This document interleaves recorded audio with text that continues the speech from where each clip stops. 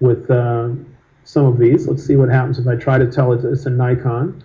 And I can tell it a different lens, even though I didn't use one. The problem I had was that for some reason, in certain circumstances, it doesn't present the full list. I don't know how it decides what should be in that list, but I knew what the lens should be, and I knew that in other images it would work, but it didn't present that as an option, so I couldn't set it. There was no way for me to set it. Sure, I'm not certain in that case. I haven't run into it myself, so it's hard for me to kind of troubleshoot that.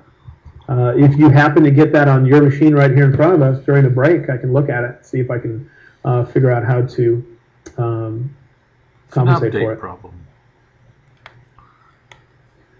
All right, so we were talking, I mentioned that lens corrections is really designed for dealing with things that your lens introduced into the picture, not designed for making an effect that would darken the edges to draw attention to the middle. So it's under effects that we find post-crop vignetting.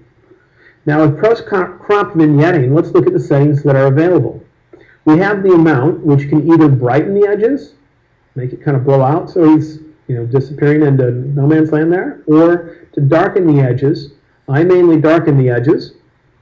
And I'm going to do this to more of an extreme than usual. Usually I try to do it subtly where people might not notice that I've done it instead of doing it in an obvious fashion. But it's easier to see what the settings do if I push it to an extreme. So we have our amount. Then let's look at some of the other settings. We have feather. Feather default setting for it is 50.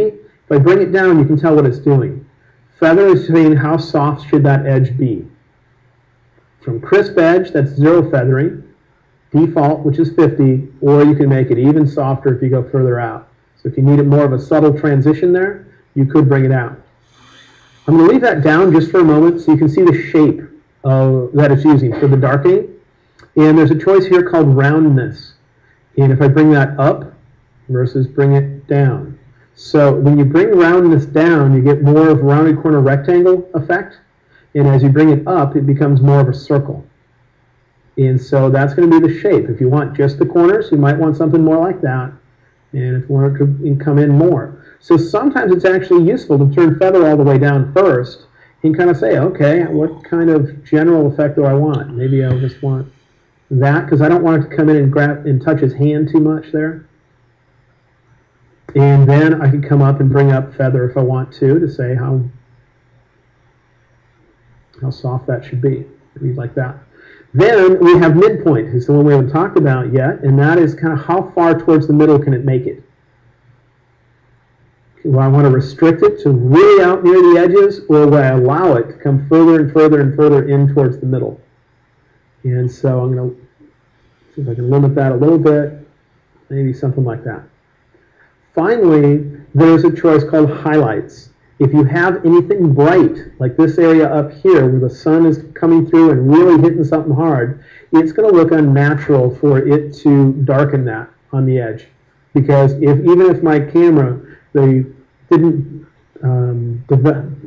deliver as much light to the corners of my frame, that sunlight would have made it so we had a lot more light than what it's currently showing. So there's a choice called highlights, and I can bring it up to allow the really bright areas of my photograph to break through the vignetting that I'm adding to make it look more natural. You only really need that, though, if you have a really bright area near the corners of your frame or near the edge. You might want to consider bringing up highlights. Now, there is one other setting relating to this. There's a lot of stuff in there, but there's a little pop-up menu called Style. It can darken the edges of your image in different ways.